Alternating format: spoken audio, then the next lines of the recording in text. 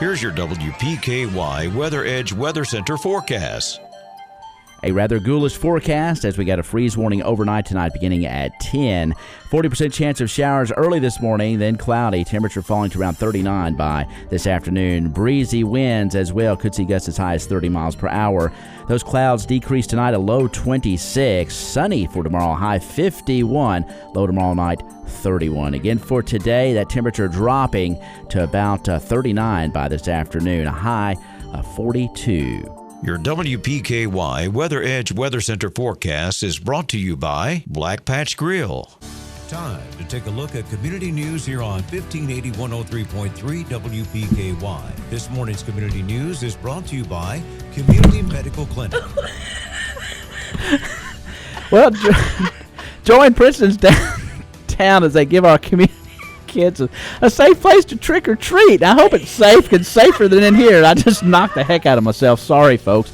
Third annual trick or treat. I just turned on that video a few minutes ago. It'll be live on YouTube. Now wait a second. You can get them all dressed up and ready for the fun. 4:30 to 7:30 tonight. Candy, goodies, boosts, the Rotary Arcade Alley, and more. WPKY will be broadcasting live. So come on out and see us, man. We've got some great sponsors for this as well.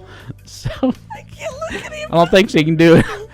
Attention all Caldwell County High School alumni. The class of 84 is raffling off a homemade quilt by Kathy Henry. Now tickets are $5 each, 3 for $10 or 7 for $20. The drawing will be held on November the 2nd, and it's to benefit the Caldwell County class of 1984. Now you'll be able to purchase the tickets from Debbie Smiley at First Southern National Bank, the main branch. So go back and see her. You can see Kathy Henry as well, or Kim Farmer at the high school. So this is going to be a great fundraiser. They're using old patchwork t-shirts from the school. So this is going to be a beautiful t-shirt. So get that quilt.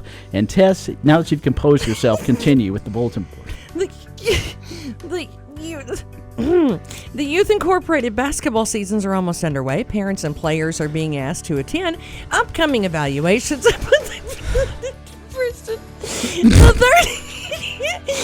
third and fourth grade evaluations November 3rd at 3 to 4 p.m. at Butler Gym. The 5th and 6th grade evaluations are November 3rd from 4 to 5 p.m. at Butler Gym. And the Community Disciples Incorporated are raffling off a $50 Casey's gift card to be given away Sunday, November 3rd. Now, tickets are $1 each, 6 for $5. It can be purchased from Geneva Malone or any Community Disciples member. Well, the second annual 5th District Alumni versus Alumni basketball game is on. Join them for tip-off at Jason White Gymnasium in Edible at 9:30 a.m. on Saturday, November 2nd. Tickets are $5, and you can get in on the raffle benefiting Cullen Brown, and 50-50 pot of proceeds going to #OwenTough. And Cumberland Presbyterian Church in Fredonia will hold a fall bazaar. That's coming up Saturday, November 9th, 10:30 to 2 p.m. Come by, grab lunch, stay for the homemade baked goods, breads, jellies, sewing shop, and holiday items. If you have a community event or your church or your your organization. You have an organization that has a function coming up, we would like to know about it. Make sure that you email us at WPKYonline@gmail.com. It's from 1580 103.3 WPKY. Your mother, your sister, your best friend. They're all at risk for getting breast cancer. Women should schedule mammograms to detect breast cancer in its earliest stages. Approximately 1 of 8 women in the U.S. will be diagnosed with breast cancer in her lifetime. Encourage the women in your life to ask their doctors about scheduling a mammogram today. For more information, call Community Medical Clinic at 270-365-0227. Early detection is your greatest protection. La la la la la la la la. Hey guys, it's Molly with the Tin Roof. The holidays are right around the corner, and we're kicking it off right with our annual Christmas debut this Friday and Saturday at our Princeton location. Get in the holiday spirit with 20% off Christmas decor and a free gift with a $50 purchase while supplies last. It's not really Christmas till you visited the Tin Roof, so mark your calendar for this weekend's Christmas debut, Friday and Saturday 10 to 5 at our Princeton location. We love what we do, and we love serving you, so shop Tin Roof this holiday season. Well, we've come to the end of the election season. There's a race on your ballot you may not have heard of for Kentucky Supreme Court. This November, you can put a true constitutional conservative on the high court. His name is Whitney Westerfield, a leader who stands up for the law and traditional family values. Whitney Westerfield is a true conservative champion. If you like the judges President Trump has appointed, like Neil Gorsuch and Brett Kavanaugh, you are going to love Whitney Westerfield. He will uphold the Constitution and oppose liberals who legislate from the bench. This is a pretty simple vote. Whitney Westerfield has been a faithful conservative and Republican member of the state Senate. His opponent? Well, his appearances at Democratic Party events make us wonder just how liberal he really is. For Kentucky's Supreme Court, keep it simple. If you like Trump's judges, vote for Whitney Westerfield. He's just like him. Paid for by Republican State Leadership Committee, Judicial Fairness Initiative. Did you know that 9 out of 10 homes in the U.S. are under-insulated? Sealing air leaks around your home and adding insulation are two of the most cost-effective ways to improve energy efficiency and comfort in your home. By tackling both projects, you can maximize your comfort and save up to 10% on your annual energy bills. Brought to you by your Princeton Electric Plant Board. Hometown Energy, working for you.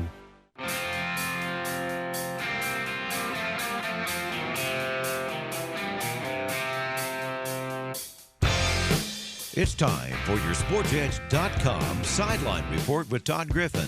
Talking sports and more here on 1580 103.3 WPKY and worldwide at WPKYonline.com. Here's your host, Todd Griffin. And good morning, everyone. I think we're still on the air from 1035 West Main Street in Princeton. This is Todd Griffin of WPKY Radio and your SportsEdge.com. Joining me in the studio this morning, Ty Englebright of WPKY. He's still here. I'm still here. There was sort of a clunk a minute ago, I think, before the bulletin board, and that's kind of what got the ball rolling. If we had we call those technical difficulties. Yeah, had a Halloween incident. Also joining us this morning from your Sports Edge and WKDZ Radio is Scott Brown. Scott, good morning. Thanks for making the trek over this morning. It's always good if you can avoid school traffic, and so I timed it out to where I had no school traffic. I was not as fortunate yesterday trying to get over to Lyon County after school for their picture day, and my vehicle was magnetized to every school bus in King County. It was going from the school all the way to the interstate. So this morning, a lot smoother sailing. Again, we're on the air with the Sideline Report, and I'm not sure how we follow the community calendar, but I think we ought to just move along. Nothing to see here. Please disperse. Talking about sports, a tough loss last night over in the second region volleyball tournament for the Caldwell County Lady Tigers. Got the first two sets, appeared to be on a bit of a roll, but volleyball is such an interesting sport. Once Henderson kind of wrestled the momentum away, Caldwell County could never get it back. No, Todd, but what a wonderful season they had, and of course, I think many thought that this was the year we get Henderson County. Mm-hmm. And they were down this year. We get out there. We take. I think we took the first match, first two. Yeah. And so we take those, and we're feeling pretty good. But yet, as Coach Kortner said in the interview, it was about momentum. And once they lost it there, Scott, it was all Henderson. There's no sport that feeds off momentum more than volleyball does. And once the other team gets the momentum, it's hard to get it back. And even if you get a side out or whatever, then you have it takes several points to take that momentum away. It's not Henderson scores 6 and then Caldwell gets a side out. Oh, good, the momentum's over. No. You got to score 2 or 3, 4 points to take that momentum back away and kind of even the scale a little bit. And that's where it's not like other sports. Caldwell tried to get it back. Even in that fifth set, they came out and won the first 2 points, and you thought, well, okay, maybe they've got it back now and they're going to roll. But I think Henderson came back with the next 6, and you play that short set, and it's tough to come back. I've always said I don't care how many people you lose or how many players graduate. When you are the 2 or 3 or 4-time defending champion, you are the champion until somebody takes it away from you. And Henderson showed why they are. And I hate it for Caldwell's girls because I'm like you. I thought this was the year they break through and get back to the state tournament for the first time in 8 years and put an end to the Henderson thing. But if you look at the second region in the last calendar year, the teams that were supposed to win have not been winning the region championships. UHA didn't win it in basketball. Hoptown won it in baseball. Nobody saw that one coming. Even Christian County, there was some wobbling there, and they lost in the first round. Nobody saw that one coming in softball. So the last calendar year, it's not necessarily been the favorites in the region that are the ones that are advancing. Even in baseball, Caldwell County was another one that got there that nobody really thought would get there. I think everybody was thinking Henderson and Union or somebody like that, and it ended up being Hoptown and Caldwell. Of course, Henderson seems to be involved in most of them anyway, but as it is, it sets up an interesting championship match tonight because University Heights has beaten Henderson twice during the year, went up there and beat them on their senior night. We talked about momentum. Henderson came out and rolled to an easy win in the first set, and you're thinking, wow, okay, they're going to win on their senior night. And UHA wrestled that momentum back and never let Henderson get back in the match, won 3 straight sets and beat them 3-1. So it sets up an interesting, very interesting championship match. Okay, so I'm going to set you up here, Scott. What is it about Henderson County that allows that school to be in the championship all the time? Part of it's good coaching. They're well coached. It helps the geography they draw from. Obviously, they got more kids to pick from than other schools do. If you go through and you look at the scoreboard across the state, you're not going to see many, if any, public small schools still alive. There's some privates left. Owensboro Catholic's alive in the 3rd region. Christian Fellowship lost in 5 sets in the 1st region last night. But you don't see any county schools that are advancing in volleyball for whatever reason. And so, you can always get that argument. Well, they need to work harder, like the privates do. That was told to me one time, and I shook my head and laughed at that one. But I don't know what it is. Like I said, part of it is coaching. Part of it is their feeder program that they have. But at the same time, when you can draw from the population that you draw from, you should. I've always said, if you're Henderson County, you should be in the region championship in every single non-class sport every year. Every year, you should be in the championship. And if you're not, you need to be looked at because of the population disparity that there is in the second region. Not to take anything away from Henderson County or University Heights Academy, but some people might look at that and say, well, you've got the region's largest school and a private school, and that's kind of indicative of the way volleyball goes across the state. Right. You're either a big school, and the Lexington Public Schools are starting to make some ground up.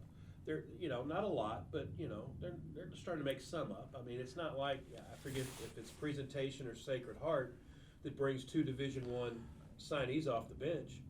They're not even in a starting rotation, and they're bringing them off the bench. And so I think what you're going to see that's going to help Caldwell, and it's going to help Christian, and it's going to help Trigg is the Sportsplex in Hopkinsville is going to be having these year-round programs and year-round clubs and year-round playing.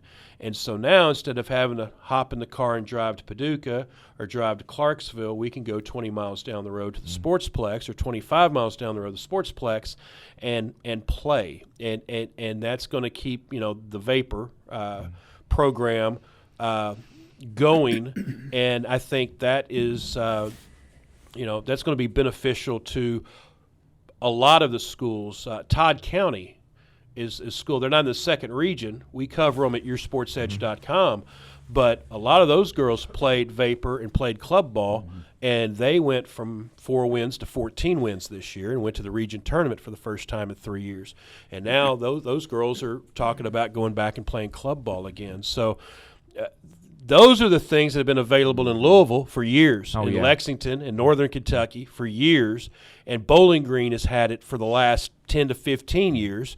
So now that there's one 20 miles away, I think now you're going to see volleyball in this particular area, within the sound of my voice. I think volleyball is going to get better, and I think going to challenge Henderson County continually on a yearly basis. Volleyball is like a lot of sports, though, anymore. It seems like on the high school level, it seems like the good teams are really good. Some teams aren't very good, and there's not a whole lot of tweeners. Yeah, in the middle teams, those just average teams. It seems like we see that in basketball a lot anymore. That teams are either really, really good or they're toward the bottom. We saw it in softball up until here recently, but we saw it in softball for years. You had your Christian counties and your Hendersons and your Madisonvilles, and then every now and then a Livingston and a Caldwell would sneak in, and then you had everybody else, that where it wasn't good. And that gap is closing, but I think you'll see the gap close, with that. And again, I say coaching. I mean, you look at the job Bailey McDonald did over Crittenden County. They won back-to-back district titles for the first time in school history. Won their first ever region tournament game. Coaching makes a big difference. Saw it at Todd County with Stephanie Conquest. Those girls responded to her and the help that she brought in, and that's what it's all about. When you got a coach and those kids are sponges and they listen to everything you say and they do what you say, then it shows up on the court. And when they tune you out, it's obvious on the court that they've tuned the coach out, and it's obvious. Talking about Caldwell County's volleyball team, though, and nobody said this last night or even tried to use it as an excuse, but they were a little banged up going into the regional tournament. This is a case, and you've seen it before in other sports. Had the regional tournament been played 3 or 4 weeks ago, Caldwell County might have been in position to mount a little stronger challenge to Henderson County. Of course, they went 5 sets with them anyway, but they had a couple of players that were banged up, and it made a difference when, against some of the teams like in the district, they could kind of get by with it. But when you go to the region and now you're playing the teams like Henderson or UHA that you're pretty evenly matched with, a few chinks in the armor makes all the difference in the world. Well, there's immediate momentum like we talked about during the match maybe, but there's also momentum during the seasonal momentum, so to speak. And like you said, are they getting to the groove or they're on a streak? And I think you see it especially in baseball. It's such a long season, but you see these teams that they get in that groove. Everybody's clicking on all cylinders. And yeah, when you're at your peak in that season and you're playing on all cylinders, everybody's healthy, of course. But yeah, you're right. We had, a couple of the players, had some medical issues. Some of them missed some time, and then you try to come back, and your timing could be off a little bit, or you're still trying to recover from an illness or an injury. It can make a difference, Todd. And everybody is a little banged up by the time you get to the postseason, whatever sport it is, and whatever level of play you have. Once you go through the season, I mean, nobody is as healthy for the most part going into the playoffs as they were when the season started. I go back to the school size issue. I think everybody admits Henderson's had a down year, yet they're still in the region championship.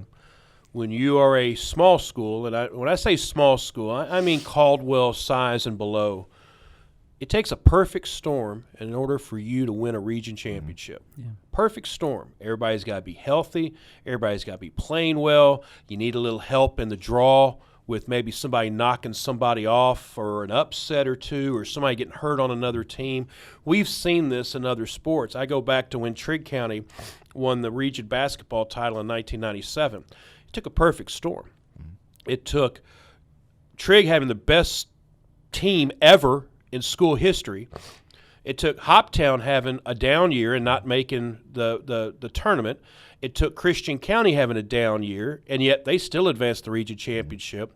Henderson gets upset in the region, and Madisonville gets upset in the region.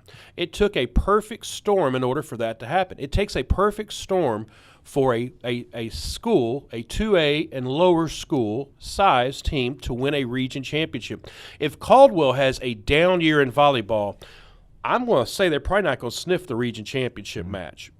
Probably not. Yet Henderson County can because of what we talked about earlier, the size of that they're drawing from. And unfortunately, when things aren't going your way, like with injuries and whatever, then it's hard to overcome that.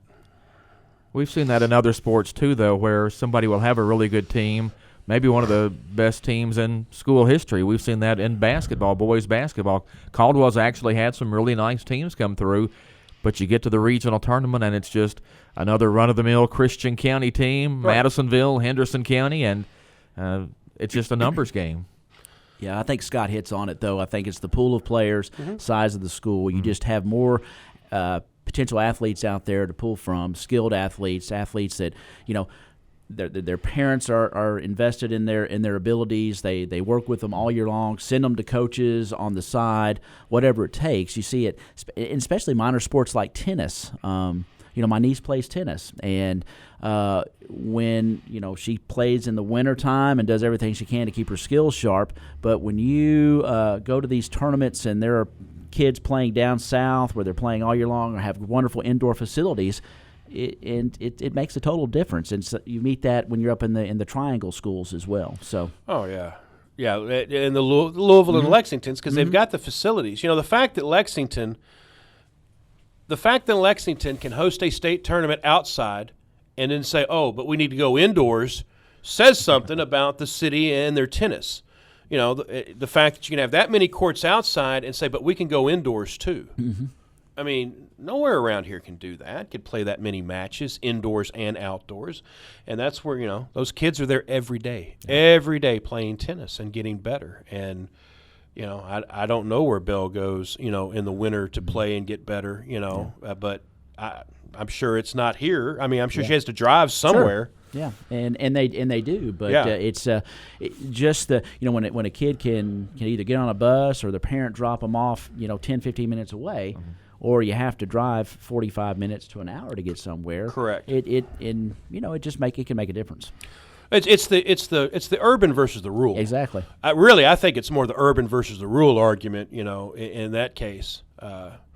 As well, that around here you got to get in a car and drive somewhere to go to a good facility, for the most part. We need to get to a break here on the Sideline Report, talking this morning with Scott Brown of YourSportsEdge.com, also WKDZ Radio. Ty Englebright sitting in with us this morning. Stay tuned as the Sideline Report rolls on WPKY.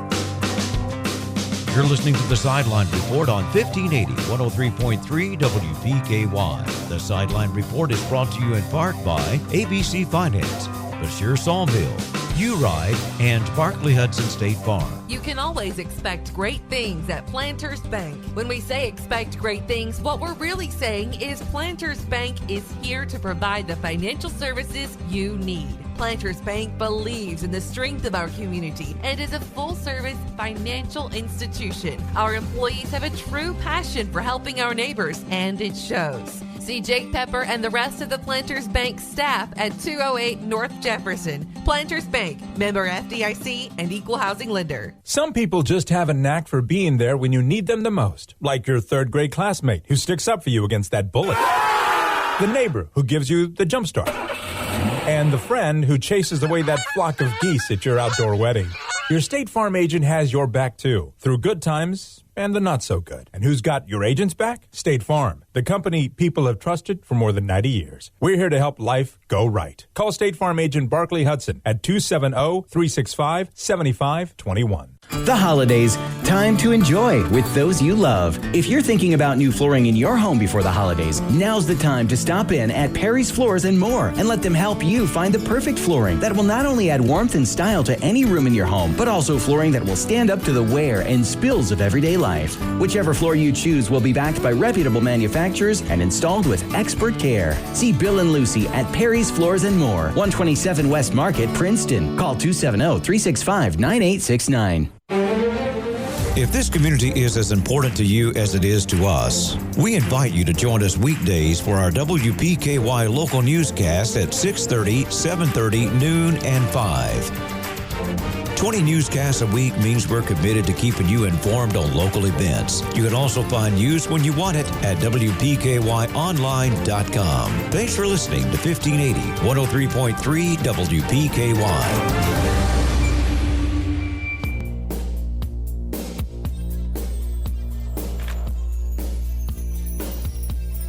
Back on the Sideline Report on 1580 103.3 WPKY and worldwide at WPKYOnline.com. This is Todd Griffin of WPKY Radio and YourSportsEdge.com, joined this morning by Scott Brown of YourSportsEdge.com and Ty Englebright of WPKY sitting in with us today. Emma Talley should be on the golf course about now.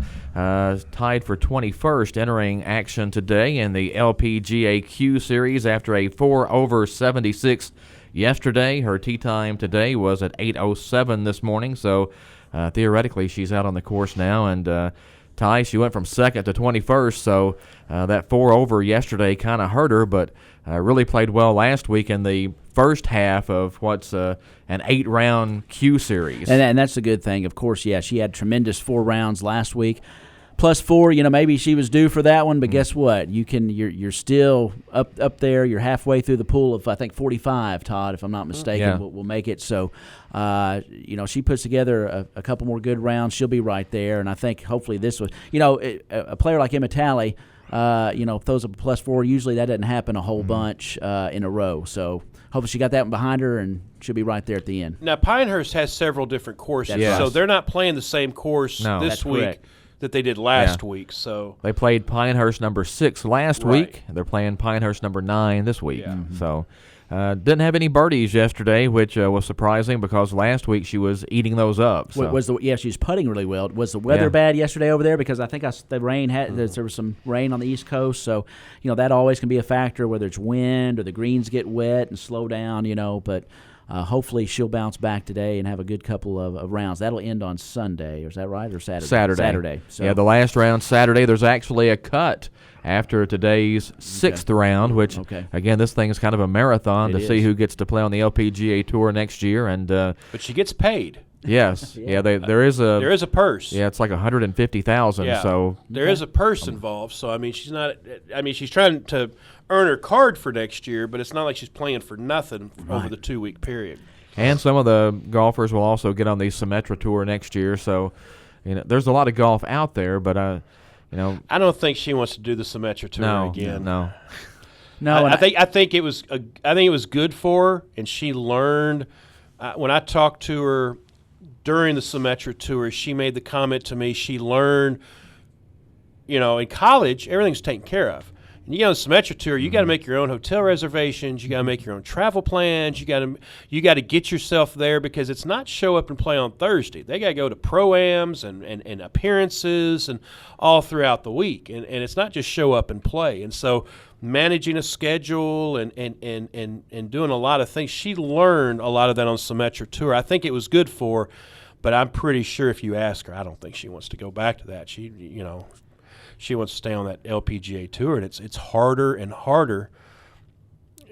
It's harder and harder to stay on it because the tour adds so many players every year that, at one point she was playing better this year than she was last year, but she was lower on the points because so many of the rookies were placing ahead of her. But now that wasn't necessarily true the second half, but the first half I think it was.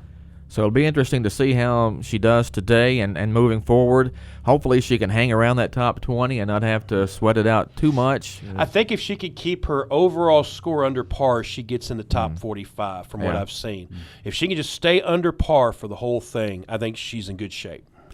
World Series concluded last night. Congrats, Nats, for winning the World Series. I've got to admit, though, that as a purist, I'm still a little torn when a wild card team wins the World Series. The Expos finally won a World Series, so I'm happy for them. I knew that one was coming, and loved that tweet. But Scott's exactly right. The Montreal Expos, in a roundabout way, have won their first World Series, No baseball team got jobbed out of a World Series more than the 1994 Montreal Expos. That's one of the greatest baseball teams that was ever assembled, and the player strike wiped the season out. Didn't it? They would have won or they would have been in the World Series, I think they would have won the World Series in '94 without a doubt.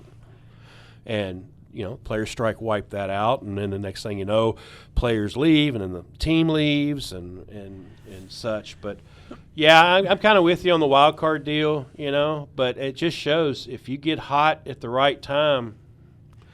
The Marlins have 2 World Series titles, and they've never won the division. Right, never. Mm-hmm. And that's a he just said it. When you get hot at the right time, right. The Marlins did the same thing with their championships, but. You look at this Nationals team. You kind of had a feeling there late in the season. I mean, they I think at the All-Star break, their record was not. I don't know if it was their second worst record after 50 games to win a World Series. Yes. They were 19-31 at one point. Yeah. So it's about momentum. Something happened in that dugout. You got to give credit to I think Dave Martinez and that staff. They managed their players well. Dave had some health issues. I think he had a heart cath, and they told him to chill out in the dugout, and he was cool, calm, and collected. And I think going into the game last night, I really felt like that Houston had the momentum. It's hard to win four in a row, though. That's the thing. Mm-hmm. Baseball's a game of numbers, and you thought, well, there's a little bit of, I think, odds advantage for Washington last night, and they came out and did it. And I think Scott hit on it here a minute ago. We were talking about A.J. Hinch, and it seemed like every move he'd made to his bullpen backfired on him a bit. Yeah, you just got to trust your gut sometimes. I think if a guy can get you an out, go out and ask him. Instead of opening the book and say, okay, this pitcher has an ERA over 5 when I let him throw more than 5 pitches in the 7th inning against right-handed guys. Sometimes just go out and ask the guy, hey, can you get me 3 outs here? Yes. Then do it and keep the ball down and do it. And, I'm the biggest stat nerd there is. I love looking at things like that. But I think it's overutilized by managers. And I think some managers just need to kind of step back and say, look, I know this guy's a left-handed pitcher, and he's going to face 3 right-handed batters in a row, but he's gotten me 4 straight outs. He's pitching well. So let's just let him keep pitching instead of taking him out to bring in a right-hander who may end up bouncing curveballs up there the whole inning. You don't know what that guy's going to do. Well, for instance, let's say that Bob Gibson had been on the mound, or Nolan Ryan had been on the mound. It's a 2-1 ball game in the 7th. And the manager comes out and says, sorry, I'm going to have to take you out. Yeah, the book says I need to take you out because your ERA is over 4 when you pitch into the 7th inning. Yeah, good luck with that. Yeah, what happens to that manager? I mean, no, you're exactly right. And that's a great point. Bob Gibson probably runs him off the field. Yeah. He probably just gives him a stare and he turns around and goes back to the dugout. You need to get back, sir. But I think Scott's right. Everybody looks at all these numbers and the analytics have run and the wild. Astros are very analytically based, and that's part of the reason they're doing as well as they're doing, because they used it to build their farm system and they used it to put certain players, in the right spots. But if you've watched the movie Moneyball, and they kind of did the same thing, they never could get past the first round of the playoffs because that team that is built for a long run and not a short run. And in a short run, you have to be able to hit the ball, and you have to have outstanding pitching, and the Nationals had that. But we pay some of these guys gazillions of dollars to get somebody out, and then, I'm sorry, you're above 80 pitches now, so I'm going to take you out. It's like, I think he's got, months and months to recuperate. It's Game 7 of the World Series, and maybe stretch him out just a little bit. Was it 4 years ago or 5 years ago they shut Strasburg down? Yeah. Because even though they were going to the playoffs, they shut him down because they said, we're going to keep him for the future. Well, in hindsight, that looks brilliant now. But, boy, they got roasted on that at the time. And I'm you don't know when you're going to get back. Forgot about that. But, yeah, you're exactly right. A lot of controversy, a lot of people like, what? Why are you shutting him down? We may not ever get to this point again. And then he turns out to be the World Series MVP, which I thought was a little – nice justice served there. But and more of these teams are going analytically based, and so you're going to see more of this specialization is what they call it, in the bullpen. I just want a guy to go out there and get me some outs. Give me 3 outs. I don't care how you do it. You could throw me 3 fly balls. Yeah. They could be 3 warning track fly balls, but an out is an out. Yep. So at the end of the day, give me somebody who's going to get me outs and not walk anybody. You almost need a slide. The guy manager's going to need slide rules over there because the math, they say, never lies eventually. But like you say it, that works if it's long term. But if it's real short. Analytics works in the long term because that's how it's built. Yes. But you get into 3-game series and 5-game series and 7-game series. Throw it out the window. You might as well trust your gut. Mm-hmm. Well, it was a great World Series, I thought. A little interesting that the road team won every game. It's kind of hard to fathom, but it was kind of an interesting take, though, because you had the Houston Astros that I thought were the best team, and then you had the Washington Nationals, who were the hottest team at the end. Mm-hmm. So, and the hottest team ended up winning. And that's kind of what the St. Louis Cardinals try to do. They try to put together a team that will make the playoffs, then pray you get hot once you get there, and for lack of a better term, try to steal a world championship. Well, they always say at the beginning of the playoffs that, the season just begins. Yeah. It's a new season. And it really has kind of become that. But, yeah, how wild is it that the wild card team, comes out, and we've seen it because they are the hottest team at the time. Need to get to another break here on the Sideline Report, but we'll be back with more after this on 1580 103.3 WPKY. Here's your WPKY Weather Edge Weather Center forecast. A rather ghoulish forecast as we got a freeze warning overnight tonight beginning at 10. 40% chance of showers early this morning, then cloudy. Temperature falling to around 39 by this afternoon. Breezy winds as well. Could see gusts as high as 30 miles per hour. Those clouds decrease tonight, a low 26. Sunny for tomorrow, high 51. Low tomorrow night, 31. Again for today, that temperature dropping to about 39 by this afternoon. A high of 42. Your WPKY Weather Edge Weather Center forecast is brought to you by Wallace Towing. Get spruced up with quality mulch from Bashir Sawmill on Dawson Road in Princeton. We all know that buying mulch by the truckload saves money, and it's only $25 per load for dark natural mulch at Bashir Sawmill on Dawson Road, 1/2 mile past City County Park. Bashir Sawmill also buys standing timber and timberland. Give them a call today, 270-365-2330. That's Bashir Sawmill, family owned and operated in Princeton for over 50 years. Shop local, buy local, save big deals. It's here. The Loyal Listener Big Deal Store is online and waiting for you to shop and buy gift certificates to local businesses. Go to WPKYonline.com. Click on Loyal Listener Big Deals. Here you'll find dozens and dozens of gift certificates. Some you'll even be able to redeem from your smartphone. Shop and buy 24 hours a day and save a ton of money in the process. Save on oil changes, dining out, haircuts, car washes, and more. Our store never closes. But you better hurry. You never know how long each deal will last.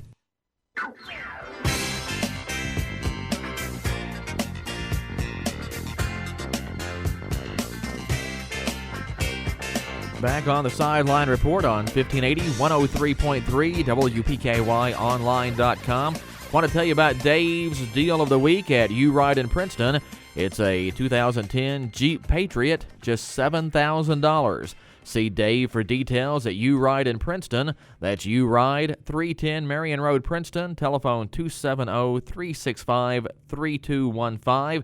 Again, Dave's Deal of the Week is a 2010 Jeep Patriot, just $7,000. Back on the Sideline Report, joined this morning by Scott Brown and Ty Engelbright, and just talking some sports and football coming up Friday night. And if you're going to the game, and I think there'll be a huge crowd in Cadiz this Friday night for the 139 Bowl, guys, it's going to be cold. Yeah, I saw that. Going to be cold, but, it's always hot at Purdue Field in Caldwell County. And the Tree County Wildcats get together. Great place to play, great tradition, great rivalry. Hey, it's the 139 Bowl. And, I think this year's matchup is going to be quite interesting. An improved Tree County Ball Club. They always have it out to get Caldwell County. Like I said, the rivalry's unbelievable. The communities share a lot of things. The fans are great. A lot of crossover there, Scott. But it's going to be a fantastic atmosphere tomorrow night. I made the comment, every now and then you say something on the air, and all three of us can relate to this. You say something on the air, and your phone will blow up with people saying you're right. You nailed it. You got it. You're right. Or you don't know what you're talking about. That's totally wrong or whatever. I made the comment on the air during Trigg County's game. They beat Union County to get a home field game in the playoffs. First time they've played at home in 5 years. And we were talking about the Caldwell County game, and I made the comment. I said, if Trigg beats Caldwell County and then loses the following week at home in the playoffs, it's still a good year because you beat Caldwell County, and ended your losing streak against them. And I agree, you're right. Everybody's texting me that. And for Trigg, I believe that. I think if they beat Caldwell, and even if they lose at home in the first round of the playoffs, it's a good year, because you hosted a home playoff game and you beat Caldwell County. How many years has it been now? 6 straight. Yeah. I knew it was somewhere around that time, but yeah. I remember the last time I was in Purdue Field, I guess it was the year before last, and just being up in the press box and being on the Trigg County side, and you talking about gnashing of teeth, fist pumping into the hand. I mean, they are out for Caldwell County. Again, the communities love each other. They support each other. They're always there. But, boy, when they get on the gridiron, it's a different story. Well, you look at the Caldwell County staff. They've played against Trigg County. Wayne McGowan still had one of the greatest games against Trigg County, in the double overtime game in 1989 that Trigg won. Trigg went on to the state finals that year. But, McGowan and Greg Bridges, I mean, they had 90% of the carries in that game because it had rained for 2 days straight. Did Bridges score both touchdowns and kick the extra point in that game? He had 42 carries in that game that went 2 overtimes. 13-12, I think was the Feed it final. to Bridges. Yeah. Feed it to So, Wayne. Wayne played in that game, and, Aaron's played in some games against Trigg. Trigg, both head coaches have played in the rivalry. Colby played for Trigg. He's got Dixie Jones helping him, who went to Caldwell, has coached against, Caldwell for Trigg. So, it's it. And it's odd that they play in the final week of the season. But if you look back to what Caldwell and Mayfield did in the final week of the season, those are always really good games. Yeah. There was no, we need to hold something back for. No. We're going to go out and try and win this game. Well, that was always the big question. Are we going to go all out to win this game? And with the playoffs changing this year, it kind of brought about some interesting situations because when Caldwell went to Murray, whichever side won pretty much knew it was going to see the other side again in the first round of the playoffs. So do you go all out to win that game to get the home playoff game, or do you look down the road and think, well, I'll save something back. I'll rope-a-dope them a little bit in this first matchup so when we see them again. And Trigg County kind of ran into the same thing with Union County. They played for a home game, yeah, and they didn't hold anything back. And I think once Union was down 2 touchdowns in the fourth quarter, they dialed things back and got really vanilla. And Trigg did somewhat too. It wasn't a case of trying to beat them 40. It's we're good now as long as they don't score 2 quick ones. And the way Union was running plays, they weren't. They took Seals Portee out and and just kind of ran plays. I mean, Trigg's just trying to run the clock out, on a dive play, and kid goes 50 yards for a touchdown. So I mean, they weren't. No, they didn't hold anything back, and I don't think they will this week either. They want to win. They want to win in this series. Caldwell hadn't beaten Trigg 7 straight since the '60s. In fact, since the first 10 games of the series, Caldwell won the first 10 times, and that's the only time that they've beaten Trigg 7 straight. So Trigg doesn't want them adding to that. And we've talked about this several times, Scott, that Caldwell County and Trigg County is kind of quietly one of the best rivalries around. You don't hear anybody else mention it, but if you're from Caldwell County or Trigg County, it's a big deal. Yes. Trigg Russellville used to be, and then when Trigg moved up in class, Russellville quit scheduling for whatever reason. They played each other from 1956 every year to like the early 90s, and then they kind of fell off the schedule a bit. Trigg and Murray was a rivalry because you would see them again in the postseason. Same thing happened. Trigg moved up in class, Murray didn't. KHSAA went to the scheduling grid, which makes it harder for schools to schedule throughout the year. They couldn't get on dates. But, yeah, you could always rely on Trigg-Caldwell as one of the better rivalries. I agree with that. And I made mention last week, there's some people who say that if a team dominates a series, it can't be a rivalry. And I disagree with that. Mayfield beat Trigg every year, until 2000s. But as a rivalry game, it really was, because in the 80s when Trigg had Al Baker, the two best teams in Western Kentucky were Trigg and Mayfield. And Mayfield would beat Trigg, and Trigg would be going home. And if they had the current playoffs set up, no doubt those two teams would play every year again in the postseason. I'm not really wild about the playoff setup now where you play your own districts. We tried it once, 10 years ago or so, and everybody hated it. The coaches hate it. Yeah, and I'm not sure why they want to. I don't understand the reasoning the KHSAA has when they tell you on one hand we don't want to force more travel on teams, which is why you're playing in your own district, but yet they bring in an RPI for the third, fourth, and fifth round of the playoffs not the fifth round because that's the finals and everybody will be in Lexington, but the third and fourth round where you could have Paducah going to Ashland or, anybody traveling anywhere, and it's like, well, what was wrong with the regional setup we had before? Your front door that does not open is 6-class football, all right? Hey, the door's not opening, all right, and it's not working. Well, I tell you what we'll do. Let's throw some blinds on and put some blinds on so people can't see you struggling to open the door. Okay, that's fine, but the door doesn't open. The door's not working. Well, we'll put a placemat down, and that way you can get some traction when you're trying to open the door and put more strength into it. Well, that's good, but the door doesn't work. All right, well, I'll tell you what we'll do. We'll put a pad on the door so that when you ram your shoulder into it, it doesn't hurt as much. All right? The door is 6-class football. It's not working. But let's go to inter-district playoffs. Let's go to RPI. Let's throw all these things out there and admit 6-class football isn't working. And that's what this is. Yeah. It's not working. You've got 3-team districts. Regular season games don't mean anything anymore. Nothing. They don't mean a thing other than whether or not you play at home or whatever. And now you go back to this inter-district thing.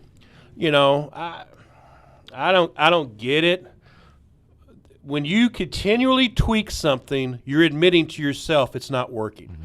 If Ty goes into the newscast and says, you know what, I'm going to do weather before the obits instead of after the obits, or I think I'm going to do state news first, and you keep changing things, you're admitting this isn't working. Mm-hmm. This isn't working right. And when you keep tweaking the postseason, you're admitting this isn't working. 6-class football's not working. But instead of fixing the door, we're going to keep doing other things. We're going to replace the bathroom door. We're going to put shag carpeting down. We're going to do everything else. Go back to 5-class football. Districts are going to be 5 and 6 teams big. All right, you can win a game and still not make the postseason. Mm-hmm. There's no way on earth you'll go winless and not make and make the playoffs. Just go back to 5-class football. Is all you have to do. I think I could live with the RPI if they had just have kept cross-districting going for the first two rounds of the playoffs. Mm-hmm. I think you're going to see them replace the current tiebreaker process with the points with the RPI. That's coming. Yeah, I think that will in other words, we're not going to take the points of who you played. It's whoever has the highest RPI, and then that's going to break your ties. Well, it's kind of like baseball, the analytics. Yeah. You can overthink this stuff and totally make it chaotic and disruptive for everybody where it doesn't work. They went to 6-class football to shut everybody up about public-private because there was a lot of public-private vitriol around the state because everybody was tired of seeing Trinity win. And it started with Scott County. Jim McKee at Scott County was tired of seeing Trinity win. We've got good teams, we can't compete, and whatever. And then other teams joined in on it. There's not a lot of private football schools in Western Kentucky. Owensboro Catholic is about it, all right? So the public-private thing was not a Western Kentucky problem, all right? But because it affected the Triangle schools, it went to 6-class football, and now it affects Western Kentucky football. and that's the shame. Anything the KHSAA does to improve things seems to improve it for the Triangle, and it really hurts the schools out in the state, especially rural schools. And that's true in any sport they do. Just shocking, though, that the coaches, almost to a man, hate the new setup in the playoffs. But the KHSAA just completely ignored that. Well, they slipped that one in the back door. They put that on the ballot, didn't let anybody know. They said that they had talked to people. They asked a couple of athletic directors that weren't football coaches, and the football coaches were against it.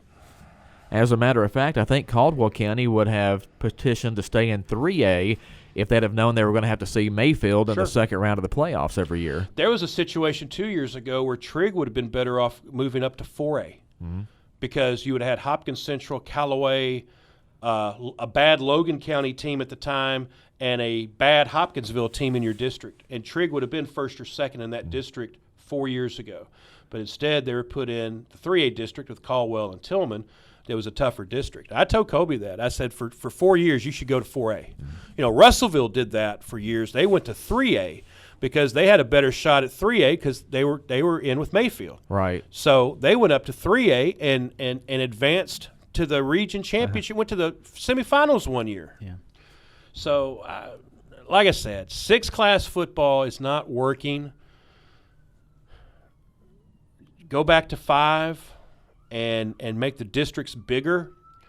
They need to do away with the scheduling grid that requires them to schedule their games in a window. In other words, your district games can only be these certain weeks of the year, and so that only leaves the schools 5 weeks to schedule, and everybody has the same 5 weeks to try and schedule.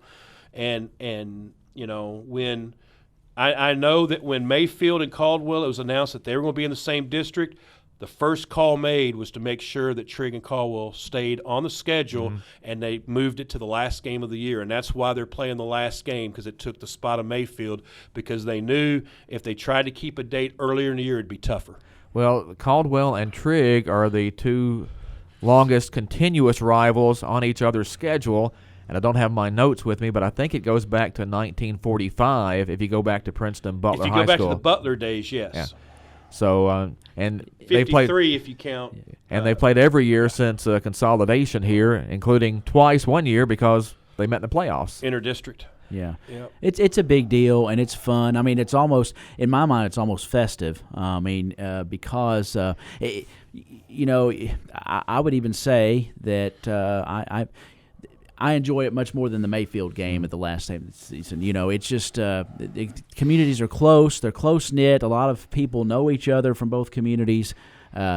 Kids intermingle from both communities. I want to beat you, but at the end of the game, I'm shaking your hand, exactly and we're right. catching up about kids and That's grandkids. exactly right. But during that 48 minutes, I want to beat you. Oh, bad. You know, and I don't like you. But when the final horn sounds, hey, come here and tell me about your kids and your grandkids. Exactly. And let me show you what little Johnny's doing. You know, he's doing this, and you know, you've got Caldwell girls that are married to Trigg boys, and Trigg girls that are married to Caldwell boys, and I mean that's just. That is a rivalry, you know, a rivalry right there. They go back for years, and I'm glad they were able to keep it on the schedule.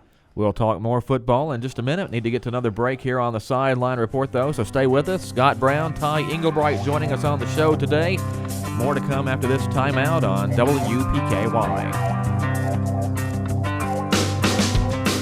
You're listening to the Sideline Report on 1580, 103.3 WPKY. The Sideline Report is brought to you in part by ABC Finance, Bashir Sawmill, U-Ride, and Barkley Hudson State Farm. Here's your WPKY Weather Edge Weather Center forecast. A rather ghoulish forecast as we got a freeze warning overnight tonight beginning at 10. 40% chance of showers early this morning, then cloudy. Temperature falling to around 39 by this afternoon. Breezy winds as well. Could see gusts as high as 30 miles per hour. Those clouds decrease tonight, a low 26. Sunny for tomorrow, high 51. Low tomorrow night, 31. Again for today, that temperature dropping to about 39 by this afternoon. A high of 42. Your WPKY Weather Edge Weather Center forecast is brought to you by Community Medical. It won't be long until families and friends will gather across America to celebrate the holiday season. It's a sad fact that 1 in 8 Americans lack the access of adequate amounts of nutritious food, and during the holiday season, the need is greater than ever. Hi, this is Jody Lamb at the Princeton ABC Finance location. And this is Todd Morris at the Hopkinsville location. At ABC Finance, we believe no one should go hungry this holiday season, and we hope you agree. Our annual food drive is underway. Drop off non-perishable food items to any ABC Finance location closest to you, and you may win cash. For every item donated, we will enter your name, and each ABC Finance location will draw 4 $50 winners. At ABC Finance, we want to make a difference this holiday season. Learn more. Visit abcfinanceonline.com and be sure to like our Facebook page for lots of financial tips and community info.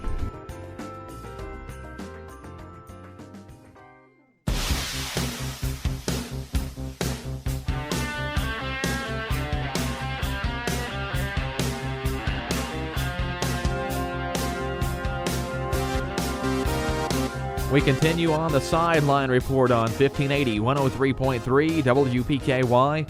This is Todd Griffin, joined this morning by Scott Brown and Ty Englebright, talking a little football. Caldwell County heading over to Trigg County Friday night for the 139 Bowl.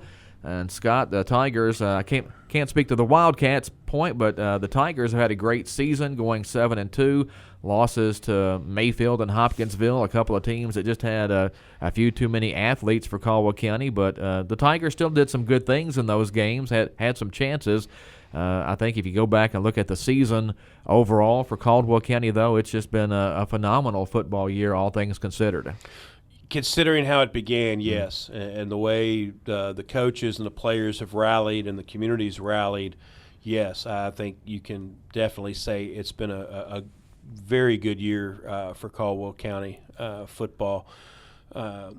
Trigg County's had a good year, had a little bit of a hiccup midway through with 3 straight losses. It wasn't the fact they lost, it was how they lost them, getting blown out and giving up over 1,100 rushing yards. They've seemed to have fixed that somewhat in the last couple of games, especially last week. They've been bothered by some injuries. They lost their leading tackler before the season began to an ACL. They lost their second leading tackler from last year. He missed the 3 games they lost. They had another kid they brought in to play linebacker. He broke his finger. He's out for the year. They brought another kid in to play linebacker. He separated his shoulder at Webster 2 weeks ago, but is playing. You kind of get the point, that it's the linebacker position that has been Trigg's bread and butter for the last several years has just been decimated. With their third leading scorer didn't even play football this year. He decided to play soccer. I mean, what's going on here? And so they've had to plug and fix and shoehorn and put people in. And for the most part, it's worked as long as everybody stays healthy. But when they take an injury hit on the defense, you get Paducah Tillman scoring 63 points and Murray scoring 67. And, it's hard to do. Like I said, last week's the best game Trigg's played on both sides of the football in several years. I mean, it was a good offensive game. It was a good defensive game.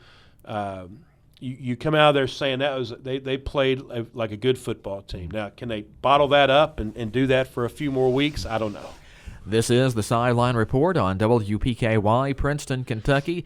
Again, the 139 Bowl Friday night over in Cadiz, and Caldwell County coming off a big win at Murray, 42-40. Just an outstanding football game. One of those games that, kind of the highlight of the season. And you're trying to look ahead to the playoffs, and you want to do well there too. But Caldwell County gets a home playoff game and then got a week off last week. So the Tigers are a little banged up, but they may be healing up for this week's game. I think they'll be up for this game. They need to be up for this game. Again, the rivalry aspect is incredible. This is the type of game where I think this year you just kind of feel it, where Caldwell County doesn't go down to Purdue Field and think, okay, this is going to be a win. I think they'll be in for a pretty good scrap from the Wildcats. Again, it's late in the season. They probably are feeling a little banged up. Both teams, have places that probably are a little bit weaker because of injury or just kids that are sore. been through the whole season, but I think it's going to be a great game. Definitely a great atmosphere. So, yeah, and this is a Caldwell County team that, a few years back when Sindelar was here and they had those just powerful teams and could go out and score 60 points and not break a sweat. This isn't one of those teams. That this team really has to work. It has earned what it has gotten this season. It's had a great year, but it's not one of those teams that's going to just overpower anybody. Those guys have to go out there and go to work and execute, and that's what they've been doing. It's fundamentals and execution, I think, and as Coach McGowan says, they got to take care of the ball and take advantage of any opportunity that the other team gives them. And I think the team that plays the cleanest, maybe less penalized, will probably come out on top. I think whoever can slow down the other team's run game. Yes. If Hollowell runs for 200 yards and 3 touchdowns, it's going to be a long night for Trigg. And if Caldwell has trouble containing Jordan running the football and Cade Blight, who's come out of nowhere to put together back-to-back 140-yard rushing games, I mean, it's just a matter of the run game. But, yes, mistakes will be the deciding factor. Have to take care of the football. Caldwell County has done a really good job of that. If you look at the stats, they've lost 1 fumble all year. Yeah. I mean, that's pretty remarkable. You don't see that in high school football very much. Trigg hasn't lost many. I don't know the exact number, but they've not lost. It's been 5 or less. Now, that's Friday excellent. Friday night could be cold. It could be wet. So, maybe those things come into play come kickoff time Friday night. No doubt about it. And really, a lot of times we'll go through these football seasons and maybe a little bit cooler weather a little bit earlier. We've kind of gone to where it's been fairly warm, and now all of a sudden we've got a drastic cool-off here. So we'll have to see how the players react. I thoroughly enjoyed the 2 days of fall that we had. I did too. That's the way it is lately. But yeah, it's going to be interesting when the kids hit the field and it's the ground's a little harder and the ball's a little bit. How that sting gets into it when it's cold. So we'll have to see how they react. But it's going to be just a great night. We encourage everybody to head on out there. But of course, we'll have both the games covered on our stations, and we encourage you to head out there. And your Sports Edge will be all over that one, Scott. That's right. we'll be there for that one for sure. Caldwell County and Trigg County on Friday, guys. Anything else you want to add before we get out of here today? Just enjoy being on the show. Yeah, I have. I was going to ask you if you enjoyed all 4 seasons you enjoyed last Saturday covering cross country, because I think you got to enjoy all 4 seasons in one day. We were short snow. If it had snowed Saturday, because it went from cold and rainy, the sun popped out one time. It got hot. Yeah. Incredible. Yeah, cloud formations. Yeah, that too. But incredible performances by the cross-country runners, because they were running through small lakes here and there. There were 4 or 5 places on the course that were just underwater, and they had to run through those. It's like a steeplechase. The 1A boys race is when the front came through, and you just see leaves going sideways and trees bending over, and They ran straight through that. That was the heaviest rain of the day. Yeah. I took refuge under UHA's tent. Right. I told you. I said find a team tent and make friends, because that will help you out. I posted a picture on Twitter from 25 years ago when the Region 1 meet was in the snow. Western Kentucky got a 1-inch Halloween snow, and everybody showed up at Trigg County to run the Region cross country meet in the snow, and it was just one of the most bizarre things I've ever been a part of and watching. Just the expression of the people are like, is this really snow, and are they really going to make us run in this? And I didn't bring long pants to run in because of a KHSAA rule, everybody has dressed the same. So you can't have one person running long pants. Everybody has to run in long pants. Oh. So nobody ran in long pants because you didn't have a full team that thought to do that. So everybody's in short sleeves and shorts. I think they let you wear long sleeves, but wow, yeah, that was something else. So somebody asked me, "Would you rather have the rain Saturday or the snow?" And I'm like, I don't know. It wasn't, the snow had already fallen, so you weren't running in the snow; you were running through it. But wow, having a race in the rain, that's something else. Well, and Friday night again, it's going to be cold, so bundle up. Hopefully, no rain though. If it's just cold, you can do some things to keep warm. But if it's cold and rainy, that makes it tough. The video's better when it doesn't rain. Yeah, that's right. That's Scott Brown. That's Ty Englebright. Thanks, everybody, for listening. This is Todd Griffin of WPKY Radio and YourSportsEdge.com. Thanks for listening to the Sideline Report here on 1580 103.3 WPKY. Serving Caldwell County since 1950. We're 1580 103.3 WPKY Princeton.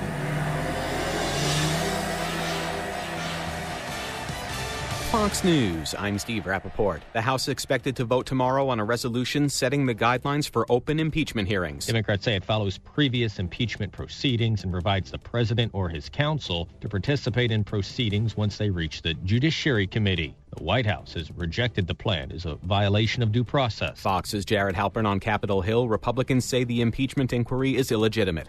The Federal Reserve cutting a key interest rate for the third time this year. In both July and September, we reduced the target rate for the federal funds rate by 1/4 percentage point, and we did so again today, bringing the range to 1.5 to 1.75%. Fed Chief Jerome Powell. We took this step to help keep the U.S. economy strong in the face of global developments and to provide some insurance against ongoing risks. The Fed raised rates 4 times last year in response to a strengthening economy. America is listening to Fox News.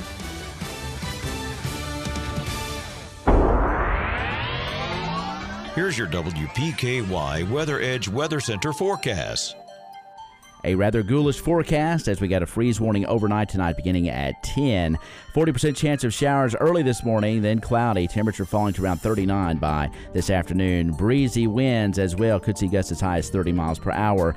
Those clouds decrease tonight, a low 26. Sunny for tomorrow, high 51. Low tomorrow night, 31. Again for today, that temperature dropping to about 39 by this afternoon. A high of 42. Your WPKY Weather Edge Weather Center forecast is brought to you by Big John.